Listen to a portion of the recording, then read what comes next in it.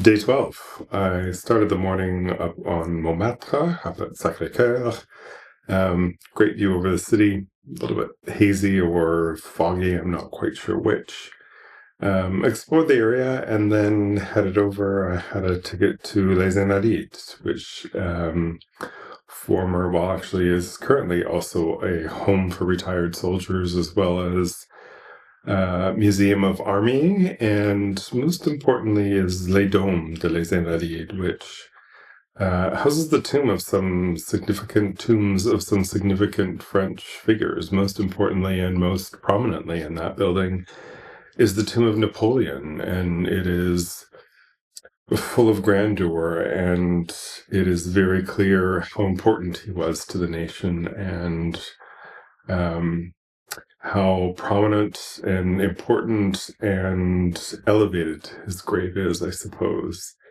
Then it has me thinking a little bit in general about who we do remember, who we do put on a pedestal, sometimes quite literally as a statue, or as they like to do here in Europe, the leader on horseback as a statue. And I don't doubt that a lot of folks who were recognized showed bravery, showed deep love of their country, achieved great things, may have enacted change, important social change at the time. But I also don't doubt some of them were maybe working from a place of ego, or out to exert more control over people, or simply expand their empire because it expanded their own sense of self. And I also wonder how much that happens today. Who are we putting on pedestals in our current society? It often seems to be the billionaires, the celebrity CEOs, the Hollywood actors. And I don't know if there's anything wrong with that per se. I think it's curious to understand why that is. I think there is something fascinating about the idea of having more money than you will ever spend in your lifetime or could spend in your lifetime, about having hundreds or millions of adoring fans or followers, or simply being that hero that guided the organization through some important transformation and changed the stock price. And some of it is a numbers game. There can only be a handful of billionaires for it to still be interesting and special. And some of it is as a result of talent. Some of the sports heroes that I think of are individuals that have taken their gifts and invested the time and effort and sacrificed their focus and their ability to do many other things to get their body into peak condition to be able to compete or play in either professional sports or something like an Olympics. But if I look to someone like people in their 20s, I think I can sort of see what they see in some of those folks up on a pedestal. I think they want to emulate that confidence. They want the riches, but the riches not for the riches, but for the power, for the status, for the likability, for the sense of self-worth that can come out of that, that is reflective of who we are in our teens and our 20s, and it can carry through. And I would say this is the moment in our lives when it is time to start re-asking who we're looking up to and why. Because I think if we've been trying to emulate some of those figures, we've figured out for ourselves that sure, making money is great, gives us more choices, gives us more flexibility and options and things that we don't have to worry about. But it doesn't guarantee happiness. And I think that continues all the way through. I think, though I don't personally know any billionaires, my guess would be that there are some that are happy and some that are profoundly unhappy. How often have we seen leaders, senior leaders, CEOs, who are operating from a place of still needing to prove something, needing to try and get their validation or their worth through the title, whether that's a sense of not believing in themselves, whether it's seeking worthiness, self-esteem, or whether that's trying to still prove something to a parent who may have been dead for years, as they are in their 50s and 60s trying to be that CEO and prove that they are competent to do it, or that they are worthy of the title of CEO. And I think this is where we let go of some of that magical thinking. I think if we're in our 40s and don't have a clear plan on how we plan to grow and scale and own several businesses or massive amounts of real estate, then there's a bit of a reality check that happens in there. And what happens when we come face to face with that reality check? What is the self-acceptance that needs to come if we realize that we're never going to be a billionaire, if we realize we will probably never be the leading actor in a Hollywood movie? And I think this is where that lifting of the veil happens. This is where we come face to face with the truth and have to let go of that need to be special. I think that need to be special is very external facing. And I would say, though it is imperfect for me by a long shot, on the days when I can feel it, there's much quieter confidence from the inside out. And that comes from understanding that I have plenty of flaws and there are some areas of growth and learning that I want to continue to do. And there's some other areas where I simply learn to accept it, that I don't consider it catastrophic or damaging to who I am. It may not be what others are into. It may not, I may annoy a whole raft of people if they were to live with me or spend all their time with me.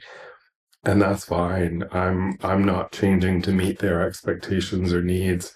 I've hit that place of self-acceptance, and the confidence comes from not worrying anymore about that approval, not chasing it, not running interior scripts about it.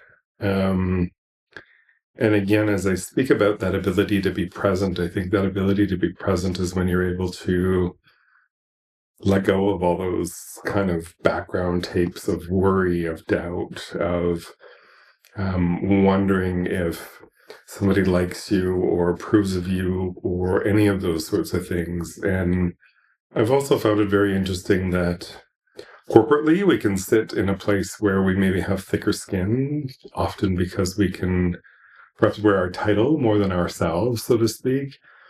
And I've seen individuals who are super confident in an executive setting, but will privately disclose that they feel far more insecure in social settings or with their family or with other people, when the more real version of themselves has to show up a little bit more. And they find that to be provoking more insecurity in them, because we can happily play a role. We can happily be the person that our organization wants us to be, or who we think our organization wants us to be. But when we have to be ourselves, it starts to get real. And I think that's really what I'm willing to touch on today is, as I say, who we're putting on a pedestal, and are we seeing the true version of them? And is that what we're trying to head towards? Or are we moving and starting a new chapter of more honesty with ourselves about who we are, what we can realistically achieve or not achieve, what we will get done, what doors are closing for us? And once we can embrace that self-acceptance and let go of all of the worry and the doubt and the insecurity, how much joy and relaxation can we find in our lives? How much does it become easier just to flow with what's going on and just to really be present within that particular moment? I think all of us can probably stand to move a little bit further into that space. And I think this is a little bit of an uncomfortable time of redefining ourselves, of choosing ourselves. And choosing ourselves, as I say, may happen without others necessarily agreeing with the choices that we're making or approving of them or having their own thoughts and judgments, which are often more related to their own stuff than it is our stuff. But do we let those stand in the way of the decisions that we need to make? Do we let those prevent us from moving into a new chapter that feels more genuine and more authentic for ourselves? This is that process. These are some of the maybe tough decisions that we go through, and I don't even know that they're decisions as much as processes of choosing ourselves more often than choosing the approval of others in this space and at this age. And it takes some navigating. It takes a little bit of time to get used to. It is, I think, a real shift because, as I say, in our 20s and through our 30s often, we are trying to follow a roadmap. We are driven by the external markers of success, be they people, be they things, and we are chasing them in hopes of finding happiness. And then when we arrive at the place where we have the things, where we have those external markers of success, when we stop and realize that we have made it, that we have hit the end of the journey that we were wanting to be on, the happiness that we'd pegged for ourselves isn't showing up in the same way. And I often spend time with coachees really working through that, really sitting with that, understanding what it means to come up short, for the promised goalposts to get moved or removed, and what it means now to start to redefine life on your own terms, to create your own goalposts, and how that can be disillusioning, how that can be deflating and disappointing. I think there is a certain amount of disappointment that we have to accept in that process. We have to understand that we had pinned a lot of hopes on getting to a particular destination. We had envisioned a destination more than a process, and arriving at that destination only to find that externally it looks the way we thought it might look, but internally it doesn't feel the way that we wanted it to feel. And now we have to recalibrate within that. And the best choice we can make is start from the inside and then recalibrate our outside, rather than chasing the next set of external goalposts and hoping that internally something will shift.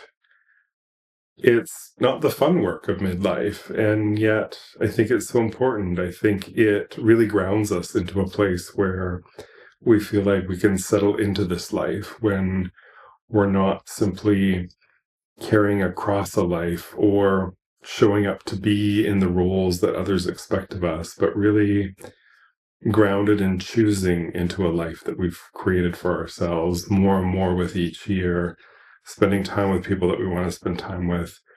I have had to make difficult decisions and let go of all sorts of thoughts, opinions, or judgments of others to get to this place, and simply know that this was the place that I wanted to be. It was important to me to spend a month in Paris. And there were times when I wondered if it was self-indulgent or simply frivolous or childish even, perhaps, to want to do this. And I realized in spending my time here each day that it's exactly what I wanted, that it fills me up and it has an alignment and a meaning for me that is unique to me. And partly I hope to share it with you. And at the same time, if you don't understand it, that's okay, because I understand it, and that's the important part. I understand the value that I'm getting out of this. I understand how this is broadening my horizons. I understand how this is honoring choices that I have made and represents both challenge and growth, but to some degree reward for being willing to take the risks that I've taken, to embrace into the unknown, to recalibrate in a way that made sense for me, to leave behind the status quo and the comfortable and the predictable, and choose the road less traveled. And until you do it, you won't get the guarantees. You won't know that it's going to work out, but you also have zero chance of having a broader adventure or a more fulsome life, if you don't make some changes, something has to change if you want your life to look different. And that's the tension and the complexity that exists at this age for us. And it may not be super fun, as they say. It may feel kind of a long, protracted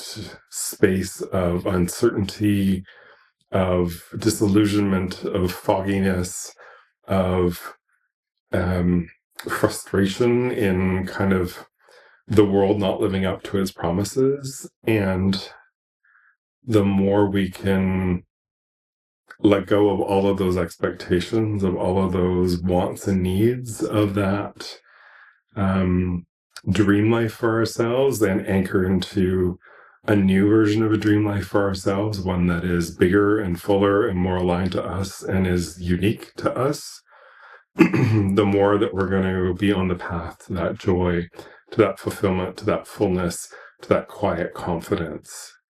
And I know you can get there. I know that if you're really feeling in a space where this feels disorienting and overwhelming at times, it's okay. It just needs some time to work itself through. This is not necessarily a quick process. This is not a series of decisions that you need to make and then sort yourself out as you go. It really becomes testing out, sitting with ideas, truly understanding what calls to you, truly understanding where the alignment sits for you and how you know that alignment sits for you, and then moving into that space one piece at a time. So don't panic. It may feel like the fog is clearing and you're not loving the image that sits beneath the fog, but you're moving in the right direction just by simply being aware, just by simply knowing that change is on its way, that change is working its way through you, and it will continue to do so. If there's one thing I know about the voices and the deeper truths for ourselves, they will keep coming back until we're willing to honor them. We can push them aside for a while, but they're not going to go away. And so if they're there for a reason, and they'll be there until you're willing and ready to take the action that you need to take. So yeah, it's a day of thinking about who we honor, whose name gets on the street sign, who gets all the social media attention and why, and then equally who should, I think, is the more important question. And we each get to choose our own person, our own people, our own values, our own things to put on those pedestals, and what becomes important to us. So I hope you start to choose, and I hope that you're willing to look within and find out what it is for you.